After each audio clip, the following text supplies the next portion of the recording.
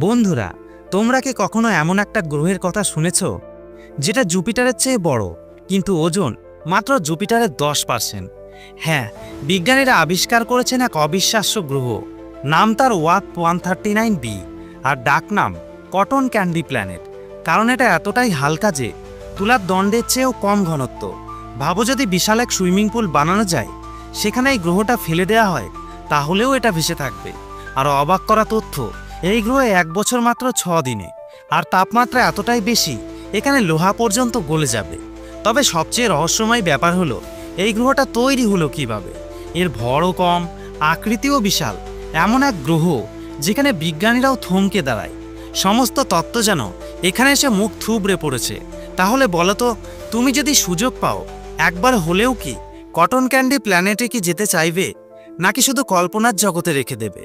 কমেন্টে জানাও তোমার উত্তর। আর এমন অজানা, অদ্ভুত আর অবিশ্বাস্য সব সত্য জানতে চোখ রাখো আমাদের চ্যানেলে।